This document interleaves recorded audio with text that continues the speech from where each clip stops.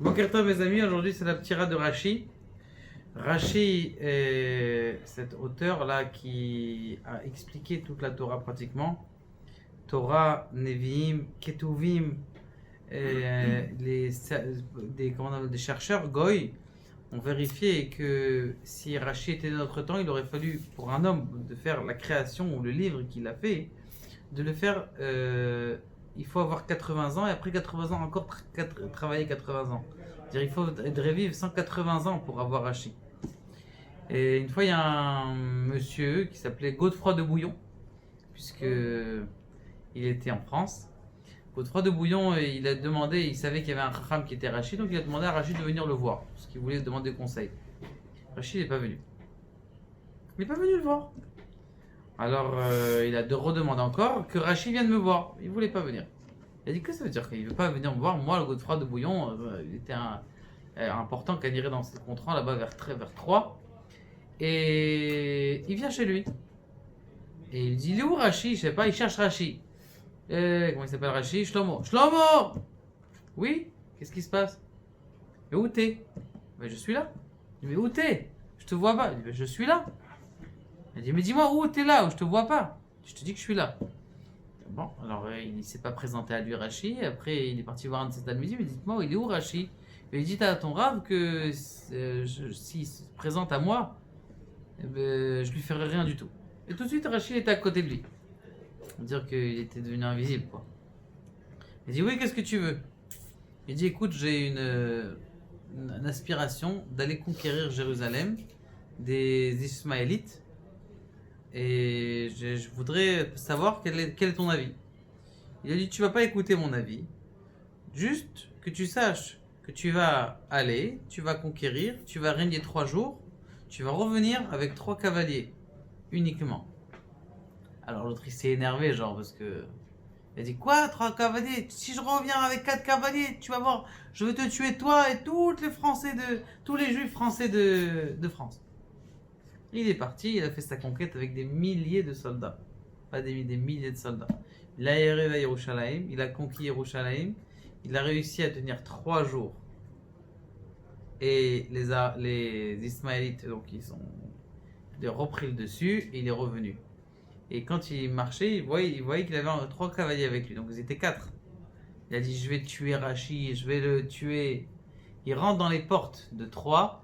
Il y a une pierre qui tombe sur la tête d'un de ses cavaliers, il meurt. Donc ils étaient 3, comme il a dit, boule Rashi. Il arrive chez Rashi, et pour s'excuser, mais il a vu que Rashi était niftar déjà quelques années plus tôt. Et donc il a pleuré sur sa mort, qu'il a vu un chacham comme ça, qui lui a prédit exactement qu'est-ce qu'il en était. D'où est-ce qu'on a eu ce Rashi? D'où est-ce qu'on a eu c'était son père, Shlomo bar Yitzhak. Et c'était un monsieur qui était une fois au bord de la plage et il a trouvé un diamant extraordinairement grand. Et tout le monde, il a dit à tout le monde, donc il avait.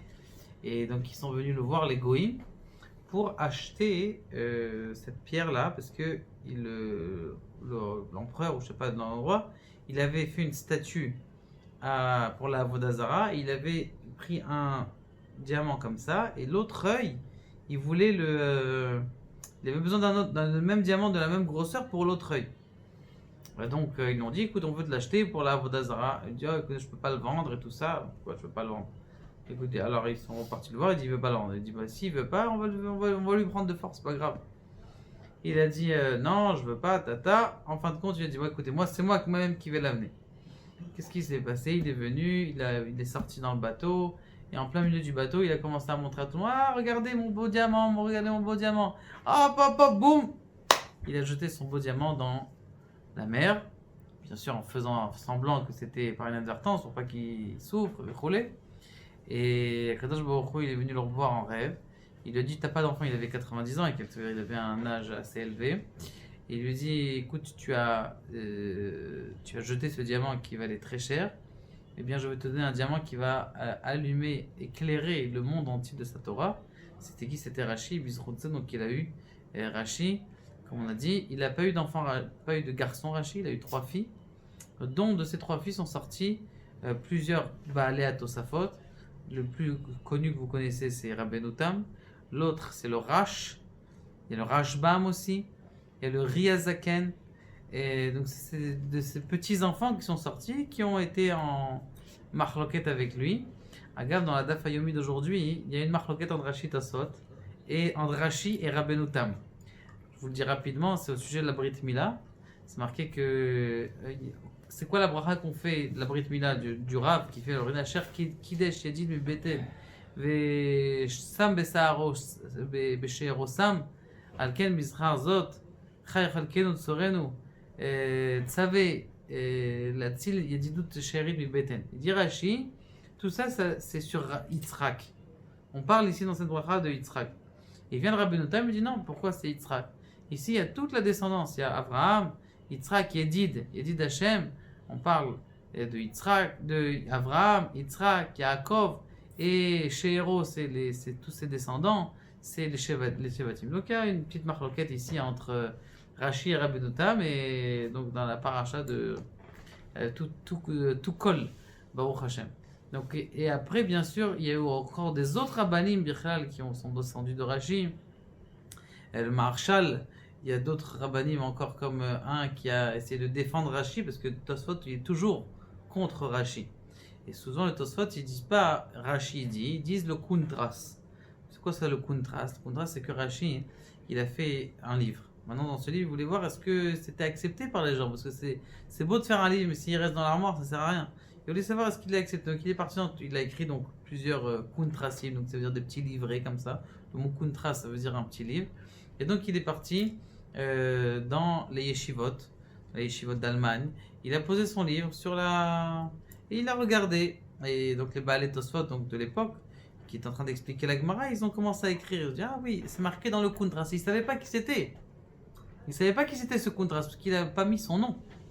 Et donc ils ont expliqué tout ça. Et en fin de compte, ils ont découvert que c'était Rashi.